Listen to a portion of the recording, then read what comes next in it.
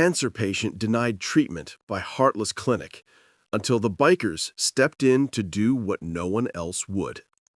The rain fell in cold sheets over Mercy General Hospital, soaking through Mara Quinn's thin hospital gown as she stood shivering on the curb, clutching a stack of papers to her chest. Her face, pale from weeks of nausea and sleepless nights, was streaked not just with rain, but with tears. Behind her, the automatic doors hissed shut, as if the building itself wanted nothing more to do with her. She had just been turned away, not because her cancer wasn't real, not because the doctors didn't believe her pain, but because she couldn't pay, not up front, not in full, not now. Her father, Harold, stood beside her, shoulders slumped under the weight of helplessness. He'd sold the car, the wedding ring his wife left him, even the old family piano. Everything. Still, it wasn't enough. The clinic's administrator hadn't even looked up when he said, "No payment, no treatment." Just cold words. Final.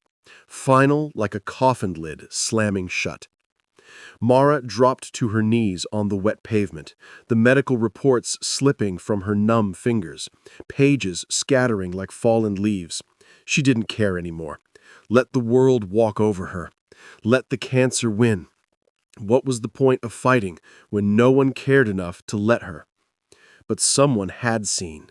From across the parking lot, beneath the flickering neon of a late-night diner, a group of men on motorcycles idled quietly. Leather vests, tattoos, scowls that could frighten a storm away. They called themselves the Iron Hearts Brotherhood, a motorcycle club rumored to run charity rides for kids and deliver groceries to shut-ins, though few believed it. Outsiders saw only the chains, not the compassion. At their center stood Rex Dalton, 6'4", beard peppered with gray, eyes sharp as steel, but soft with memory. He'd lost his own daughter to leukemia 10 years ago. The sight of Mara, so young, so broken, pierced something deep inside him. Without a word, Rex dismounted and walked over. He gathered her papers, handed them back gently. "What happened, darling?" he asked, voice rough but tender. Between sobs, Mara spoke her story. Rex listened. Then he looked at Harold, exhausted, ashamed, utterly defeated, and something in his chest cracked open. "Get on your bikes," Rex said into his radio the moment they returned to their clubhouse. "We got a sister who needs us." That night, the Iron Hearts Brotherhood did what no insurance company, no clinic, no government program would do. They acted. They knocked on doors. They posted online. They emptied their own pockets. Some sold tools, others pawned guitars. By dawn, they'd raised over $72,000, enough to cover Mara's full treatment plus living expenses for months. At 7 a.m., they rolled back into Mercy General, 10 motorcycles roaring like thunder beneath gray skies. Nurses stepped back, security guards tensed, but Rex walked in alone, holding a thick manila envelope. "I'm here for Mara Quinn. She's getting her treatment. Today." The same doctor who turned her away stared, stunned. This is highly irregular." Rex leaned in, not with anger, but with quiet authority. "No, Doc. What's irregular is letting a child die because she's poor. Now get her a room." And just like that, Mara was admitted. But the bikers didn't leave. Over the next months, they became a familiar sight in the oncology ward. They brought homemade chili, played cards with the nurses, and, most unexpectedly, painted vibrant murals on the children's wing walls. Dragons, stars, castles, and brave little knights riding wolves.